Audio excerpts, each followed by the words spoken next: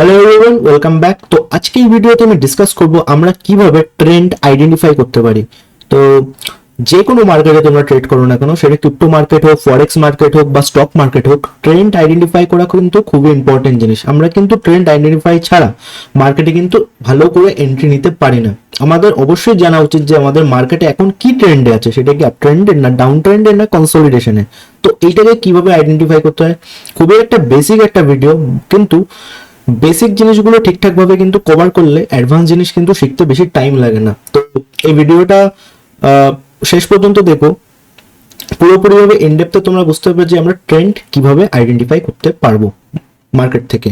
তো দেখো, তার আগে আমি বলে দিই, ট্রেন্ড কিন্তু আমাদের তিন রকমের হয়। একটা হয় আপ ট্রেন্ড, একটা হয় ডাউন ট্রেন্ড, একটা হয় কনসলিডেশন বা রেঞ্জিং বা সাইডওয়ে। একটাই নাম, কিন্তু তিন রকম ভাবে কিন্তু প্রচার, মানে সবাই যেরকম বলা বলি করে তিন রকম ভাবে। তো দেখো, কিন্তু কাজ কিন্তু একই জিনিসই করে। তো আমি ডায়াগ্রামে তোমাদের দেখাচ্ছি যে জিনিসটা কি। দেখো, আপ ট্রেন্ডে কি হয়, আপ ট্রেন্ডে মার্কেট উপরের দিকে যায়। আর ডাউন ট্রেন্ডে কি হয়, ডাউন ট্রেন্ডে মার্কেট নিচের দিকে আসে। আর কনসলিডেশন মানে কি, কনসলিডেশন বা রেঞ্জিং বা সাইডওয়ে, এই একটা কিন্তু তিনটে কিন্তু একই কাজ করে, তিনটে নাম কিন্তু কাজ একটাই করে। এরা কি করে, এই যখন মার্কেটে এই ট্রেন্ডটা থাকে সাইডওয়েজ বা কনসলিডেশন, এই মার্কেট কিন্তু একটা রেঞ্জের মধ্যে থাকে। মার্কেট উপরেও যায় না, নিচেও যায় না, একটা রেঞ্জের মধ্যে কিন্তু মার্কেট ফেসে থাকে। তো এই জিনিসটাকে কিন্তু কনসলিডেশন বা রেঞ্জিং মার্কেট বলে। তো দেখো, আপ ট্রেন্ডে কি হয়, আপ ট্রেন্ডে মার্কেট একটা হাই তৈরি করে, তারপরে একটা লো তৈরি করে। এবার প্রিভিয়াস যে হাই থাকে না, সেই হাইটাকে মার্কেট ব্রেক করে দেয়, ব্রেক করে কিন্তু উপরের দিকে চলে যায়। এবার যখন মার্কেট উপরের দিকে চলে যায়, তখন কিন্তু একটা মার্কেট হায়ার হাই তৈরি করে। হায়ার হাই কেন, দেখো এই হাইয়ের থেকে কিন্তু এই হাইটা কিন্তু উপরে, সেই কারণে এটাকে হায়ার হাই।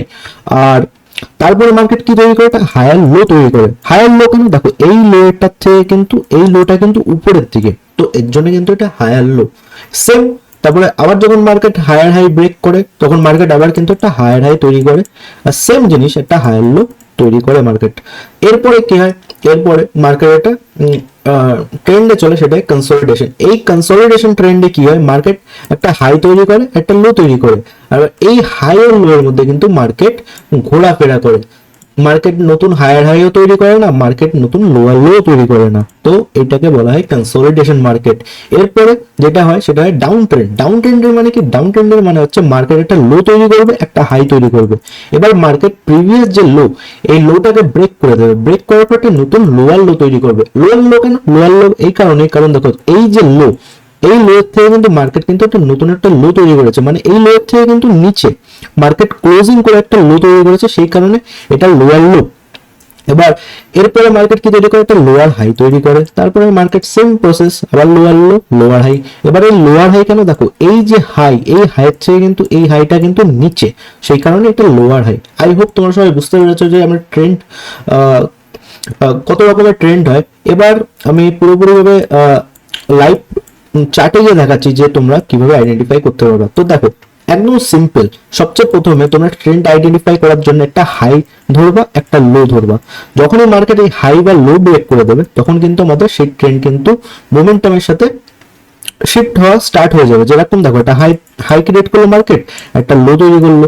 এরপরে যদি মার্কেট এই হাইটাকে যদি ব্রেক করে, তাহলে কি আপ ট্রেন্ডের দিকে শিফট হয়ে গেল। এরপরে যদি মার্কেট যদি এই লোটাকে ব্রেক করে দেয়, তাহলে কি মার্কেট ডাউন ট্রেন্ডের দিকে স্টার্ট হয়ে গেল। তো এখানে আমি দেখাচ্ছি, দেখো মার্কেট এখানটায় কি তৈরি করছে, একটা হাই তৈরি করেছে, একটা লো তৈরি করেছে, এখানটা একটা লো তৈরি করেছে। এবারে যে এই হাইটা না, এই হাইটা কিন্তু মার্কেট কি করেছে, ব্রেক করে দিয়েছে আপসাইডের দিকে।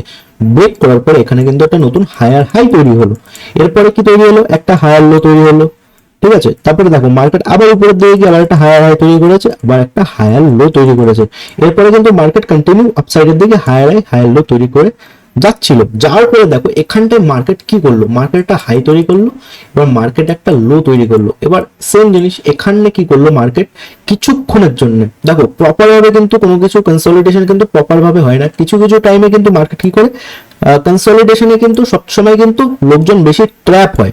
ট্র্যাপ হয় মিনস মানে সবাই ভাবে যে এই হাইটা ব্রেক হয়ে গেছে, সবাই এখানে বাই করে, তো তাদের এসএল গুলো ওড়ে। এগুলো লিকুইডিটি কনসেপ্ট, একটু অ্যাডভান্স জিনিস।